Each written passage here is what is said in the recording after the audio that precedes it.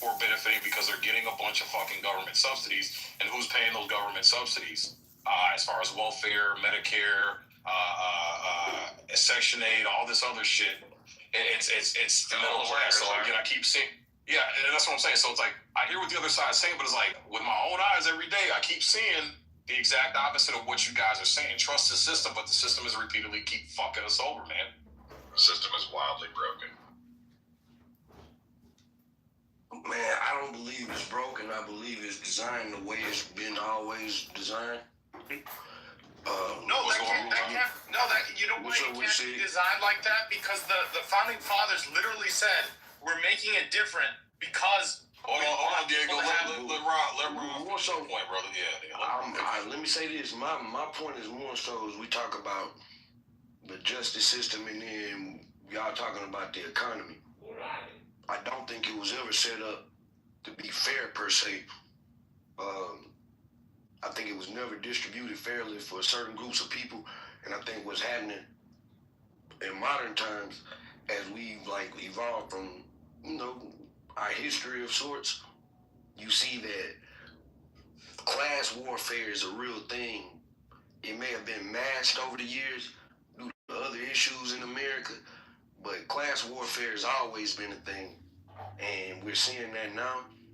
Based on the conversation we having right now, it's like everybody can kind of agree that something about this system isn't functioning correctly.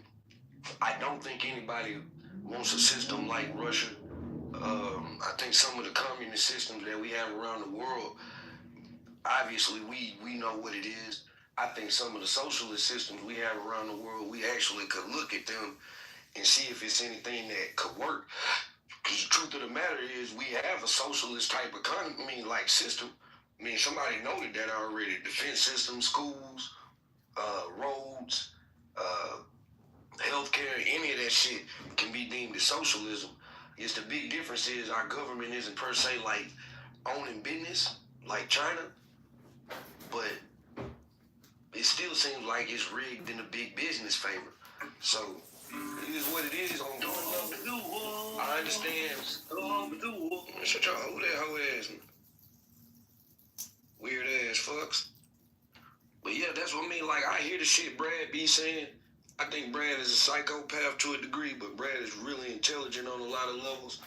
When I hear people talk about socialism like that, it's just how do you discount all of the socialist factors in our society and that have been there? Well, that's the thing. That's what we were questioning, and unfortunately, Brad had to take a phone call because that's the thing. From what I gather from the conversation, Rob, everything the other side brought up were examples of true capitalism. Someone coming up with an idea, exercising that idea, bringing it to fruition, and profiting based off that without any type of government subsidies or taking money from other people, without them knowing or against their will, or from the public, and then being able to profit off of that and then expand their idea. So that's why I was kind of wondering where Brad was coming in with the socialism. There you go right there. From the other. There you go right there. Brad. What? Sorry, I have a call. It was work. Steve? Yeah, Brad. Brad, I had a question because you kept bringing up socialism. Is he going in and out, or is that me? Where in the examples that the other side gave was a connotation for socialism, because you kept bringing that up. Because their primary example was the Nazi Workers' Socialist Party. Those guys. That's their overwhelming icon. And so when you look at these Nazi socialists, and you realize exactly how their economic picture fell apart, and where, literally their dollars were worth nothing. And again, war has a tendency to pick winners and losers. You better be the biggest, baddest. In terms of it, Germany had good production. Its problem was its resource allocation, its inability, and again, centralized leader leading it under a socialist framework always turns to shit because their idealism is a stranglehold. You've seen that. You've seen that time and time again. Maduro, fucking dipshit in Nicaragua, Noriega, and again, we can see all of these things continue to go on, and this idea that somehow debt is inherently bad, that's not necessarily true. Charging interest rates, if I go to you and ask you for $10,000 and you take it out of your bank and give it, you should expect interest on that. I hold on to it. If I don't pay you back for 10 years on it, and you're just like, well, you still owe me $10,000, but you're not getting any of that money back. You're basically taking out of your pocket, giving it to somebody else, and then saying, so you lose out on the opportunity to invest it, to buy shit with it, to use that at your discretion. You're taking it out of your own pocket without getting anything back. And unless you're talking about a flat fee, which that doesn't fucking really work too often. So, I mean, you want to have interest on these loans. You want to be able to do it, because otherwise, if you just had that straight there, can you imagine the number of idiots just borrow and never pay back and never have that debt? Interest helps ensure that. Yeah, I can agree with you on that. And that's, I think if a private entity decides to loan money out, they have every right to. But what I was gathering, Brad, was that once you start bringing the public, you start putting that liability on the public. I think that's where the point of contention was. In a situation like that, Brad, how much government intervention do you think should be? Well, not even. Let me not say intervention, just oversight of things like loans. How much government intervention?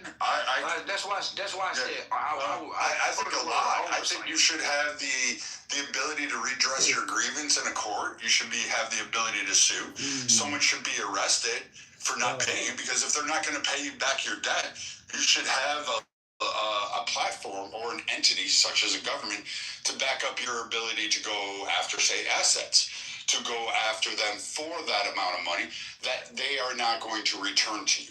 So yes, I agree with government oversight on that. Why wouldn't you? Like, if all of a sudden I borrowed from you and refused to pay you back, and you had no entity to back it up, what do you think happens? The next step is we become kind of mafioso. You like, yeah, we from Texas, Brad. You know what's gonna happen, right? But you want that way without doing harm. You want to be able to be able, and so you're going to put liens on people. You're going to put liens on property. You're going to, I don't know, if you were a private bank and you loaned out money for someone to buy a home, you're going to seize that home and liquidate it because that person refused to pay you. The argument, I don't have a problem with that type of stuff, man. Like, there you go. Like, I don't have a problem with the government doing and operating as it's supposed to, which in my mind, it should act as an oversight type thing. Let's make sure the systems are running efficiently. When it's time for us to step in on things, we step in to make sure that things are distributed, justice is distributed fairly, whatnot. The problem is, we just have so many cases where it's not. No, what we have is inequity of distribution of the law. Yeah, that's what I'm saying. I think that's the human aspect of us. Rob and Brad, if we gonna have this long thing and you gonna say what's right, I think that it should be. They need to work on it not being so many predatory loans and lending going on. You know what I'm saying? You're in head. I mean, well, they've tried.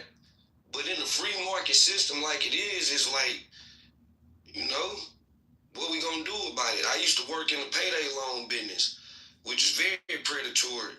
But at the same time, if you don't have $500 to pay your rent, but you do have a job, you couldn't go into a bank and get no loan, right? But you can run into that payday loan and get that $500. Problem is, with all of the interest and all that shit, by the time you pay it back, you done paid $2,000. So it's like if you was to like compare that to a big loan, that'd be like getting $1 million and paying back $50 million. Well, that's just part of doing business, Bob. Yeah, it is. So yeah, it is predatory, but at the same time, like I'm saying, you fucked off. Well, take it a step further. So let's say this. Let's say I build a hospital in fucking Steppe's backyard. I buy the land from Steppe. I build a hospital, provide services. Sig invested. He sits there and says, I have $10K to invest in this hospital, and whatever you guys make, I want 2% of profits over the years, or whatever it is, whatever the terms come out to be, whatever we decide. If I fail to execute on that, if it's because I go bankrupt, well, Sig's out of that money.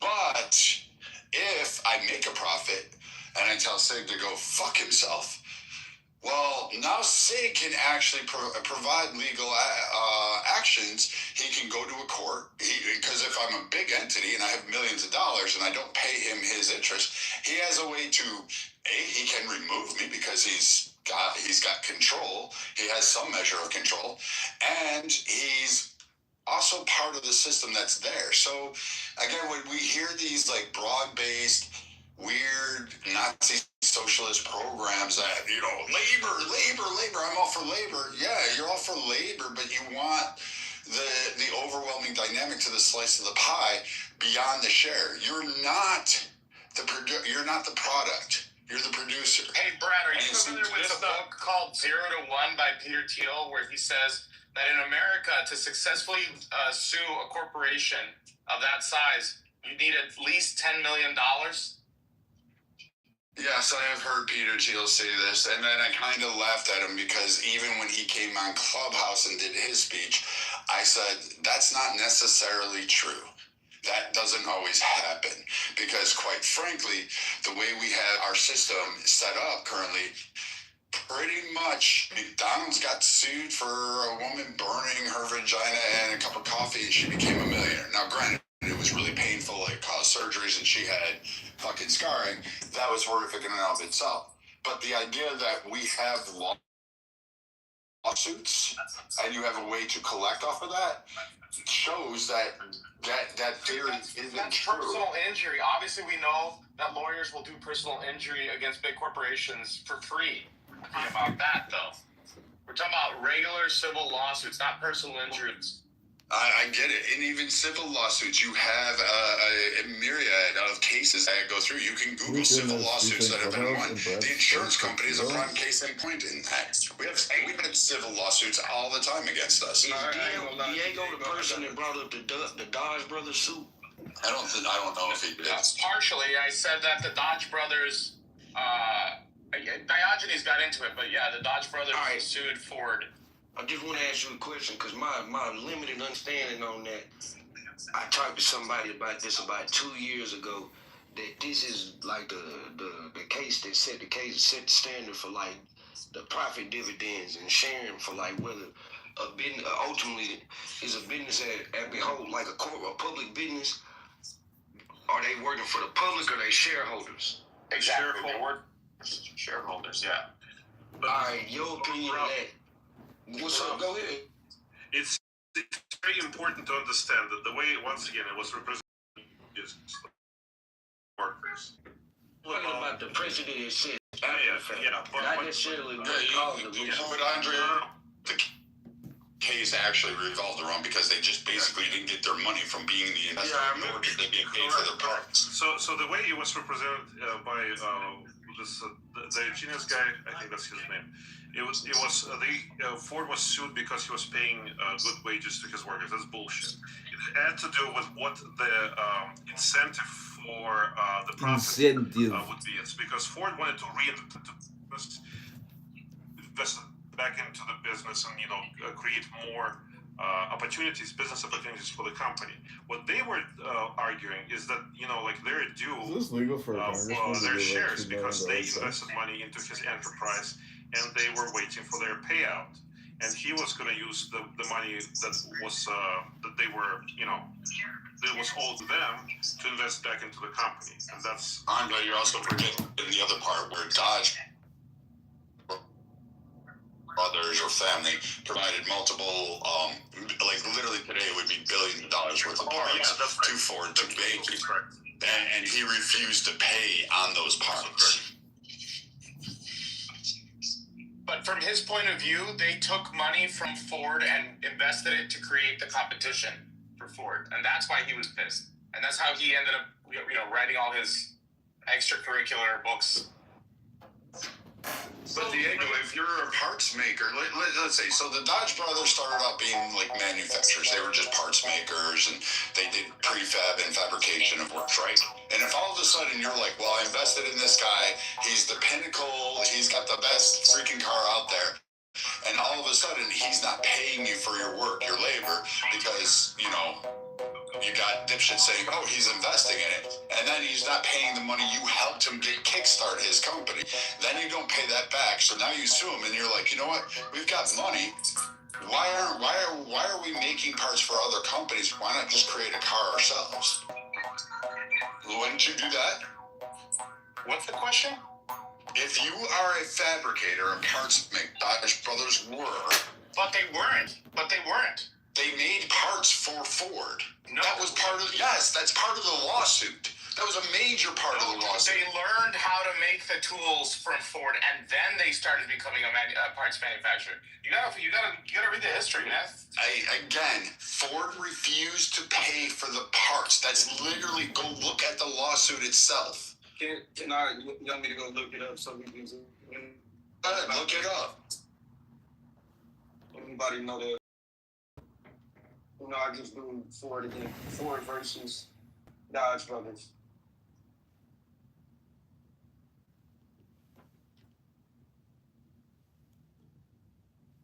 Ford, 1990. Is that the same case we're talking about, fellas? Yes. 19? Yes. So what happened? The Dodge brothers were invested in Ford. Yeah. Oh, they were shareholders. Yeah, I was gonna read it. The Dodge brothers were shareholders in Ford company. Henry Ford was the majority owner. Ford's plan was to stop paying big dividends, use profit to expand production, lower car prices, pay workers more, and Ford basically said, I want to benefit the public and workers, not just, I don't even care about all of that. Why the Dodge brothers sued? They wanted their dividends, profits paid to shareholders.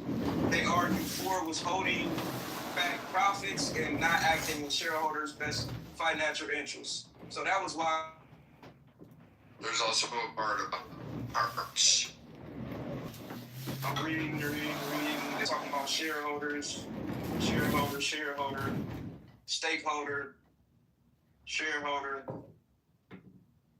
I don't see anything about parts, bro. Okay, so I'm wondering what you're reading, because like the best source would be probably some like historical thing connected to like Britannica or something. You want me to drop the link? A better idea. Yeah, sure. Yeah. Yeah. Why not? Okay, here we go. Okay. So John Francis, 25, 1864, while his brother Horace Dodge, a year later, blah, blah, blah. The brothers grew up in Michigan and began their careers as mechanists. They co-founded bicycle company. However, by 19, they had sold the business of opening a machine shop in Detroit to make parts for the fledgling auto industry. Okay, so they started. No, so Brad is right. I found the parts part about it. So it says Oldsmobile. Yeah.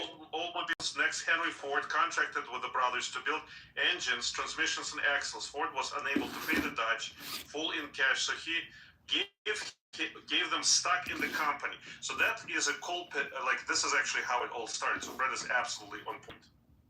On point. Brad is total correct. But I put it in the parts issue, and it gave me the whole rundown. So you're right, Brad, and I'll do it. That's why I said, like, you have to look. But do you understand how, like, one can spin that narrative in a very dishonest manner? Because the Dodge brothers, they filed a lawsuit not because Ford was paying the workers large wages. It's because he was unable to pay them the dividends on the investment that they made into the company by providing him with parts and later receiving a piece of the action. And Ford just wanted to reinvest the money to build up his business, which is also understandable. You know, like, he was a businessman. He wanted, like, expand his company, but he was not paying what was due to his investors. And in fact, his workers, like, were, if you go even further in history, well, further up in timelines, you'll find out that those laborers that Ford was like, I want to benefit all of society, they rebelled against him multiple times. There was huge labor strikes. And then, of course, you had the Depression. They made engines, transmissions, and like other critical components before the cars and shit. Correct, yeah. Excellent. Correct. And I didn't mean I was laughing at you. I'm just laughing because, like, it's almost like liberals, they take the cherry pick a little bit, and then they want to, like, make this whole pontification about, hey, you know, this is how the society should be. Look at what happened to him. No, that's not quite the story. I just want y'all to stop fighting and get the information out. It's liberals and it's both sides. Yeah, it's not liberals, it's demagogues. People who are demagogues, who are, you know, stand on the soapbox preaching for some sort of utopian future, whether it's, you know, monarchy, whether it's Christian nationalism, you know, national socialism, international socialism. They spin the narrative. They take, you know, they do 80-20. They do 80% truth and then 20% of the poison pill inserted into it that will create Andre, can I chime in after you? Yeah, go ahead. I was just going to chime in after you. I just want to make a pretty bold statement, guys. I just want the good old-fashioned American swagger days, the ride, rank, and bank money days, just chasing your dreams, making your money. I just, you know, be unified together. You know, and that's just where I'm at. You know, like, I understand what people say about with young blood. I ain't gonna lie to you. I want it too, because I never got to experience this shit. Where, man, I understand where you coming from, Steppy, but that shit is, it's way too far gone, bro. It's not. Like, you guys are just not understanding. So, how do I put this? So, the landscape has changed. It's just different. So back in the day, I'm going to. So back in the days, like pre-Civil War, for like a vast majority of this country's history, it was all about land. It was all about that. Then it shifted a little bit to the Industrial Revolution. People congregated in the cities. They left all these free plots of the land, and it just did it. Like some of it was stolen, eminent domain. I understand that. I'm not ignoring it. But the vast majority of people, when they were deeded and passed on these large tracts of lands, they left it. They were like, sell it, I don't care, abandon it, and they went to the cities to go make their fortune in the Industrial Revolution. They wanted to go work for Fords and Hershey's and Carnegie's and Rockefellers and fucking Campbell's and all, like Birdseye. They wanted to go work for these guys, and they did it.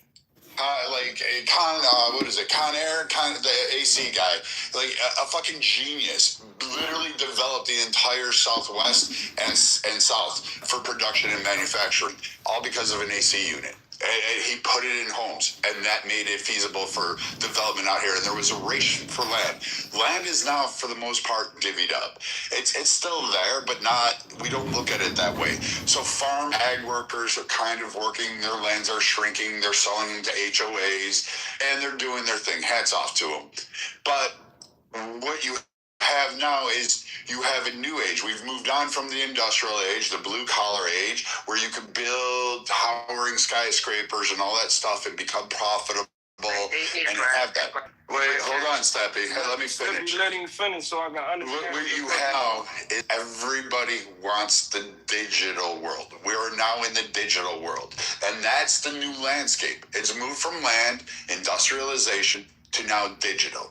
And it's going to be the prevailing landscape, and you need to, unfortunately, figure it out. Now, some key industries will remain the same. Healthcare, a little bit, but even that's changing massively. You know, the finance sector, that's becoming more digitized. You no longer have to go to the offices. Fucking most of Wall Street really doesn't work on Wall. Hats off to you. Hats off if you know. You should come down to Austin, Texas, or Dallas. No, my homie a tech guy. He worked for Owens Corning. Been working for them for like 8 years. And after COVID, they stopped going to the. I understand what you're saying on that. Yeah. So you're just dealing with a new game. You can wish for the old times, and there's still going to be a sector of our economy into it, but it's not the dominant one. And unfortunately, we have to navigate this new one. But the only problem I have with it is that it may not be the most dominant one, but it's the most essential. So you have to take care. You have to take care of the most essential people in your nation, or it's gonna fail every time. And I don't think that they've been doing a good job with taking care of the essential people that they need. Well, I just want to interject real quick on what Brad brought up. I'm not contradicting him. He's accurate on it, in my opinion. But the farming community, which that's what I'm in, we just went back to old swagger and hustling roots, like the HOAs that Brad's talked about. A lot of the smaller farmers have actually transitioned to basically renting land to HOAs because the suburbs and HOA communities are coming in and they're pressuring to buy up land. Well, we're fighting back, and almost all the states are doing it, where we're transitioning, saying, "Hey, we'll rent you our land. You do all the land development, but you're gonna cut us a monthly check for so we can still have a living." And you're seeing it in South Carolina, big in Texas, Oklahoma, Phoenix, all the way up to the Midwest, and even some New England parts where we're straight up renting it out. We'll give like 20 acres out for HOAs, and I think the going rate is right about $1,500 per acre, and the HOAs are actually jumping all over that.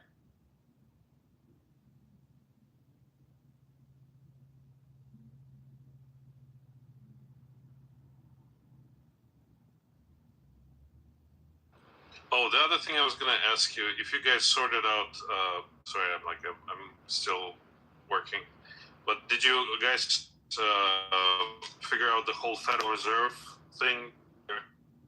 It's a zero. What other things the Federal Reserve is using to control the liquidity, like, the constraints that they put on the liquid assets and stuff like that? It's probably too high level for this room. No, these guys like the Ricos and the dipshits and Keegans who don't understand it will sit there and say the Federal Reserve needs to end, and that's their only claim. That's all they keep saying. It's the only thing that went wrong. We need to end it, and then we can go back to being a normal nominal nation, because they still believe the Federal Reserve prints money. Well, it issues currency instead of thin air when it does not issue currency. When it engages in quantitative easing, it absolutely. There's other instruments that the Federal Reserve is using, instead of just putting some sort of reserve requirement in order to control it. Like liquidity requirements or capital requirements would be like, two main ones, and they're still in place. So it's not banks can do whatever they want. Well, Andre, look at that. Like when I hear that, dude, they're not considering the assets. Like even so, if you go and get a job, your Social Security number is an asset that can be used for the Federal Reserve as making money, because you're paying taxes. Then when you go into federal properties, like. There's a multitude. Even the market is used slightly as an asset in a world platform, because I had a gentleman the other day who was very argumentative about China having marketing, manufacturing. It's like, guys, I'm for bringing jobs back to America for manufacturing, but you got to be very cautious, because the USD is high in value amongst the world. So if we dominate, yes, sir. Can I ask you a question? What do you mean that your Social Security can be used as an asset, like a collateral? Yes, as a collateral asset. No, it can't. You cannot use your Social Security number as a collateral, but to borrow money, to get a loan out, I don't think so. Well, no, not individually. No, not as an independent. You cannot use it as an asset. I'm saying on the government end. Now, I might be completely fucking ignorant, just so you know, Andre. I'm probably just the dumb guy here on the platform. No, don't say that. But I mean, there might be just some sort of confusion. But well, I'll follow this. I'll explain to you how I interpreted it when someone brought it up to me. And see, maybe I was led by a fool that made me think like it. But I was explained after the Civil War, the United States of America was in debt, and that's, I believe, where Rockefeller came in, so that way the United States can work its way out of debt for being in a war. All right, a civil war, and that's where the Social Security came in, and taxes, and they utilized as an asset that could give a line of credit to the United States. I see what you're saying. Okay, I understand what you're saying now. So what basically is like you can use your Social Security, your futures and your Social Security as a collateral when you're getting like a personal loan or a mortgage or stuff like this, and then once for the government, but so here's a but. I think, and check me, I might be wrong on this one, but there is a certain amount that is protected regardless. So everything access to that protected amount, which is whatever, like a minimal amount or whatever it is, livable amount, that can be released to the creditors once the Social Security is deposited into your account. Okay, maybe I was misunderstanding the room. No, I thought we were right. talking you're essentially right. You're not the world, but you're essentially right in terms of using it as a sort of collateral for like a personal loan or like a mortgage or a car loan or something. Okay, well, thank you for a little. Wait, Andre, I'll push back. Rockefeller actually did stabilize America, though. I mean, especially in the oil industry, because it was like it was so chaotic at that time. It would be up and down almost daily. He instituted massive pipelines. He helped reform some of the regulations. Now, granted, it led to a more monopoly kind of thing, which Standard Oil was then broken up. But still, he helped increase the tax revenue like massively. And then he helped America achieve more equitable distributions from oil companies and allowed it. Not to mention, he also did a lot of philanthropic work. I mean, fuck, the guy started University of Chicago. So, I mean, he basically, if he hadn't come along and did that for the oil industry, I mean, I imagine it would probably have been done at some point, but I would have shuddered to think that the federal government would have done it at that time frame, which a lot of the people on this stage that were here earlier probably would have cheered on for having the centralized government manage the ability to handle resources and distribute them, which would have been probably cataclysmic. I mean, from what I understand, like what the type of system that's been promoted is the syndicalism, right? It's like the workers who are controlling, the people who are making the product are essentially controlling the means of production collectively. I mean, and all you need to do is just like search for critiques of that. I mean, that's essentially like what the fascist economy looked like. There needs to, and even they had to do some central planning through ideological means. Like they had to guide the economy and its assets into the certain direction. It's just so bizarro, and like just open any critique of it. Like one of the problems is that it creates stagnation because there's no incentive for competitive nature of the free market. You know, like once you monopolize a certain industry and have like a class of people with the same or similar interests who want their paycheck to come regular in stable manner, there's no reason for them to change anything about this. I didn't disagree with that at all, but I mean, the guys on stage were all screaming for that. That's essentially what brought Soviet Union to its knees. I mean, granted, they did have like central planning, but it was, once again, it was ideologically inspired. and the sort of competition that was even at the early stages of the Soviets, it was sort of like a puppet competition. Like again, I brought the examples of where that similar attempt was attempted by private industries. Hershey, I brought it up. Hershey, fucking Ford are two prime examples. Like early Ford, not new Ford, but for Henry Ford, the original, where they failed under that ideology.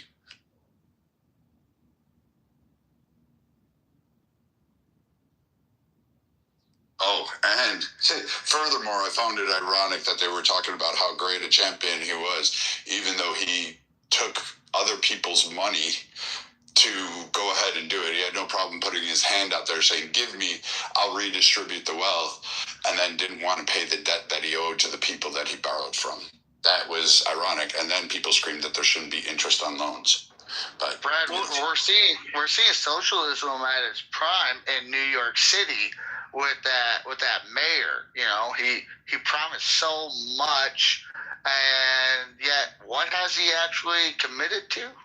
Oh, he's going to start seizing properties. So he's going to take people's private assets, which are properties. Now, he's already claimed it. It's a policy in New York City now. So now he's going to take people's properties if they don't follow the rental paradigms or the way they can sell it, and the city now can buy it or take it from them at whatever price they determine to be fair market value. That's ironic. So some poor schmo goes ahead and buys a place, and now some dipshit in New York wants to be able to just go ahead and buy it because they're in the government and they can just take it from you, and that's your whole life savings rolled up into one. Fuck that.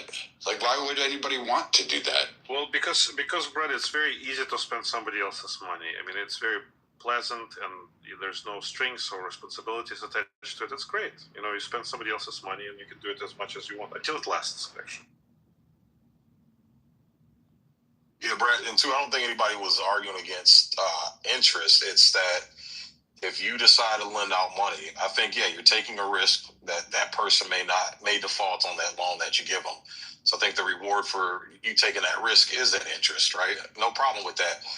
But in the case like the subprime lending with the housing crash in 2008, is that when you have the government take taxpayer dollars and say, hey, if you fuck this up, we'll bail you out. So now they start taking unnecessary risks because the liability no longer falls on them, it falls on taxpayers. That's what people have a problem with. And if someone does default on the loan, then I think you should utilize the government to officially put on the record that, hey, this person entered into a legal contract to borrow this much money, and you're going to pay it back with this much interest by this date, and you default on that. I think the legal system is justified in enforcing that contract. But again, I don't think the privatized profits of people loaning money should be. I'm sorry, the liability shouldn't be put on taxpayers for a private transaction. That's a fair critique, but just 2 points. Number one, that the reason the market crashed is not necessarily because it was the government who was propping that house of cards, but it's the marketing of the product, financial product itself. The diversification or diversity is not necessarily a good thing always. And what they were doing, they were just getting subprime loans, like kind of chopping them up into little parts, making huge packages out of them, and saying that 1,000 people cannot all fail simultaneously unless the economy goes under, which is exactly what happened. And it was just kind of a snowball effect. The bubble burst and the whole thing kind of unraveled. And another thing I would like to say is that is not bad. That is good, especially if there is, if there is confidence of the loaner that you are capable of getting it to them at the end of the day. Because number one, they get their interest. Number two, it allows you expand at a very rapid pace, especially if you have a good idea and you have, if you are motivated to do something. So that can be a very powerful tool. It shouldn't be shied away from. Right, but what happens is that that gets mismanaged when you take away the liability on that person. Absolutely. Again, when you 100%. people are gonna be more reckless with their loans when they know they don't have to pay the consequences for that recklessness. But that's what they were preaching on here. That's why I was arguing back. So they were preaching that they shouldn't have interest. There shouldn't be accountability. There shouldn't be anything. Like if you take out a loan, literally, and I'm quoting this, you shouldn't have to pay interest or even compound interest on loans you take out, end quote. That was the statement. I mean, at the end of the day, what they're arguing for, aside from their fucking neo-Nazi socialist reforms, was literally it was the economic picture leading up to World War II with Hitler. Yeah, they had a strong economy. They were production. There was actually good work going on in Germany, but it was under ideology. It was under seizing. They didn't pay their debts, and they seized assets from other entities, and then furthermore, they expunged people from the market, which is why it didn't even fucking remotely last beyond that reform. And then they had to be built up because they had nothing afterwards. There was no contingencies. So, like, these ideas that these guys get on here and say, oh, well, the Nazi Socialist Party had the right economic agenda and we're going to preach from that Bible. Okay, good, but it didn't last. It was defeated. Yeah, see, that's not what I wasn't hearing the entire Nazi socialist part. I wasn't hearing them saying the entire thing. I think they were picking out aspects from it. Well, they were cherry picking, sir. That's what they were doing. They were cherry picking the best agenda, and that's just my opinion, sir. And I Sig works for a living. He's definitely no fucking sir. You know what? Hey. Beat me up, Chief, but you know what? I do like show a little modesty to new people I interact with. But my problem with it isn't that, say, like, I'll fight you all day long, and then we'll still drink beer. I'll still knock you. I'll beat you till you're white, and you can beat me till I'm black. It don't fucking matter to me. But at the end of the day, with these idiots like this, the reason I go so strong against them, like these idiots, is because what they want to do, and really you can see this, because Pepe really went through this one night. He started like really talking just real soft and direct, and he was talking about literally these groups. These guys all go on Discord. They all talk together, and Pepe started explaining their economic theorems, and it was a controlled class where they want to be able to control the economic production, have the means of control without having to produce anything, and then determine who, under alignment of their ideology, would be beneficial from it. And Pepe went through all of them and said, I recognize their voices. I know who they are. I can tell them from Clubhouse, from Twitter, to Discord, to Telegram. And he started laying it out one night, and I was just laughing because he was, to quote one of the women on this app, he was spilling the tea, and he did a great job with it. I'm just floored that people give such a platform, because again, their models are never realized, and when you push back against it, they are like, oh no, I'm gonna pick Ford. He just wanted to pay his workers a higher wage. Yeah, sort of. That was in part true, but what he wanted to do was fucking boost his own power. He controlled his workers. They were determined. You should look at what he did, what their workday was like, and not just kind of gloss over the highlights of it. Like, workers themselves saying working for Ford sucked. It was not great. In the beginning, it was okay, but then it became tyrannical. They were scared. They were threatened. They were abused. And when they went on strike, Ford himself had even offered, what was it? It's rumored, I'll say alleged, to threaten to kill his own workers. Like, it's certain people that were leading these labor strikes. So, I mean, that's weird to, like, quote Ford and then not even realize it, and then pull up lawsuits like, oh, he got sued, that's why he stopped. But you didn't You didn't tell the whole story. He didn't pay for the shit that he went and bought to build his empire. It was all built on a house of cards. Well, the way I was processing as he was talking, like, I mean, he was talking quite a bit, but to me, Mr. Keegan, Mr. Diogenes, it sounds like, you know, they just want stuff given to them for free, and if it's not that narrative, like Brad, you nailed it on the top. You know, it's not how it works. You know, there's a whole process, and you're giving examples of the process and the reasoning of the process.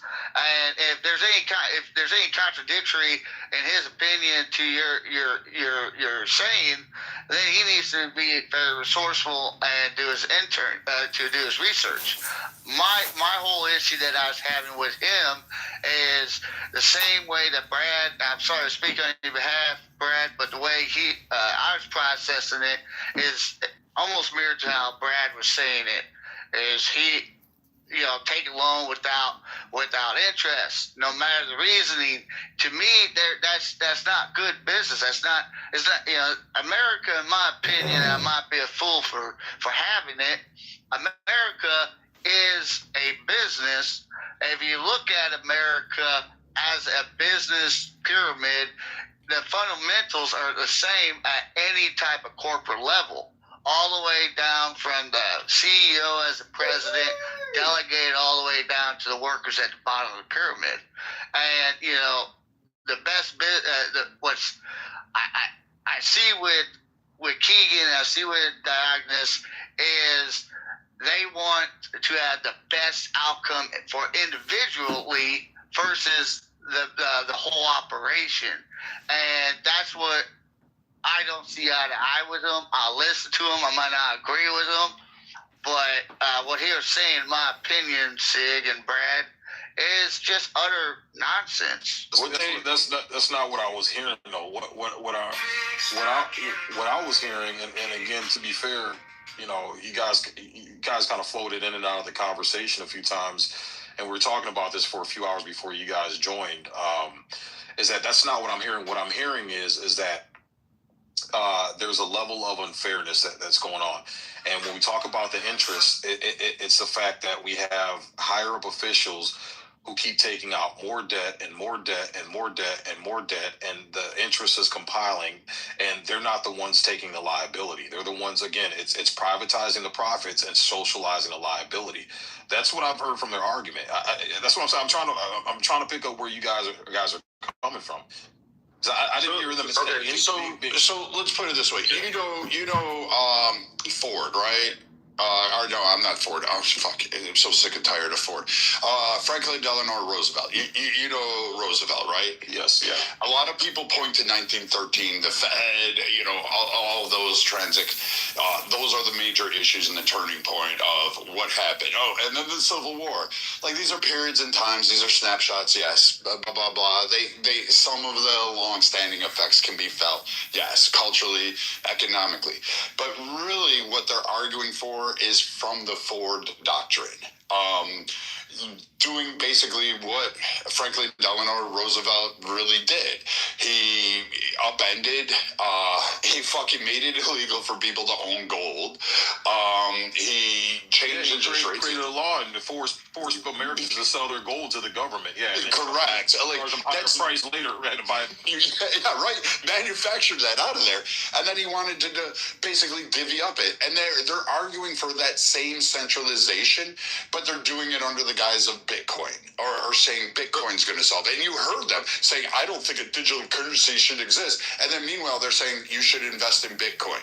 Like, you can't have two contradictions together and then have it go ahead and exist. Yeah. So different. Yeah, like partial Bitcoin bros too, like delusional ones. They just invest and then they're like, "Oh, look, I made $100. Woohoo!" Yeah. So any competency or merit. Yeah, see, you won the lottery, and you proposed that the lottery should be won by everybody. But he brought Bitcoin up as an example. His main thing was a decentralized currency that the government But think about how that would work, Sig. Like, think about a decentralized currency. Like, we had that at one point. Prior to, like, the Civil War is a prime case that I can go to. States were printing their own money. The reason Congress said, oh, hold on a moment, was because currently, like, South Carolina's monetary value would be vastly different than New York's. Rhode Island would have been broke. It wouldn't have survived. Like, having states embody their own currency and then having to uphold it, like, fuck, Hawaii would be dirt broke. Well, maybe not. Maybe Hawaii would be okay. But I mean, you couldn't have a decentralized currency in a nation of the United States. Because then, if you're asking for that, what you're asking to do is create 50 brand new countries. That's not. And that's exactly. No, that's not true. Can I say something just in much broader strokes? I hear what you're saying, Zig, and just like all the economic analysis, whether on the left or the right, radically, like Marxists, National Socialists, they're making a correct observation. Okay, what you said is right. Politicians, famously in Thomas Sowell's words, they don't bear any liability. Like they can make decisions, grand decisions, economic decisions, and then they just go out of office, and whoever comes after them, plus the public, has to bear the consequences of it. That's a correct observation. What they're arguing for is redistribution of power. They're saying, give me power, give us power. We can do it much better because we're for the common man. We're for the little man. We're going to restructure it. The argument is essentially exactly the same as any kind of Marxist. When he says us, what do you mean us? What do you mean us, Andre? When you're quoting him saying us, the poor National Socialists who will give the power to the working man, who will create the syndicates.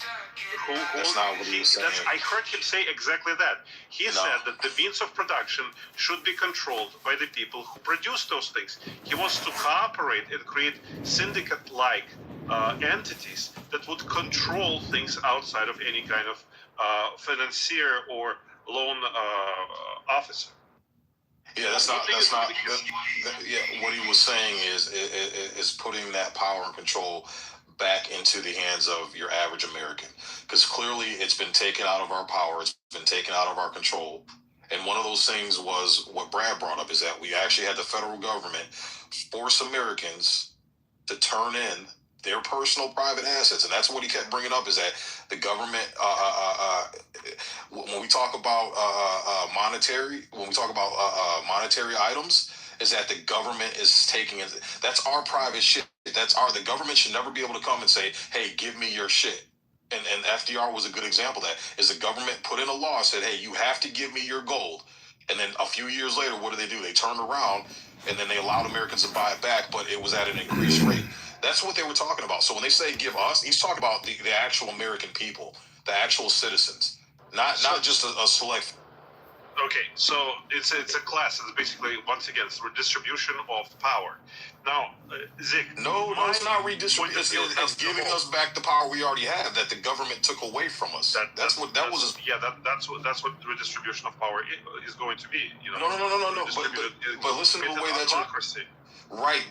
But again, it's not redistribution. It's so technically, yes, technically you are correct. But no, it's returning it back to its rightful owner. Okay, they took that away from the American people and then squandered it away, and then created an even bigger problem that they're not having to suffer the consequences for. It's us who they fucked over, and that was their. Okay, so where bait and switch happens, in my opinion, is that it's the type of system that is proposed is a clacracy. Right? It's giving the direct democratic rule, basically, by the masses. I think it's a very bad idea, personally. I'm much more in line with republicanism of some sort, of constitutional republicanism. I think there should be first principles that should be guarded and guide any kind of decisions. And whether the people, people with big P, or the government gets out of line and, tries to enforce some sort of law that is unconstitutional, it's not according to the first principles, the other part of the society should get a stick out or a whip and make sure that we're all back in line with first principles. And I think the type of balance that we have is fairly good. Yes, once in a while it gets out of whack and it needs to be rebalanced, which is what I think is Trump is the creation of that disbalance. But, I don't think the power should be solely within the masses, the mob, or it should be solely within the government. Well, here's the thing, though. What you just brought up is that it gets out of whack and what Trump is doing. You understand what Trump is doing. So because it's been getting out of whack, and why has it been getting out of whack? It's because there's been a bunch of unchecked motherfuckers dipping their grubby hands into taking a bunch out. Really? And they created a $40 trillion deficit. So the only way to protect that and keep that Ponzi scheme going and keeping Peter to rob Paul and accrue more and more debt is to go over there and start picking a fight with other people and fucking with other people instead of just taking the consequence. Hey, you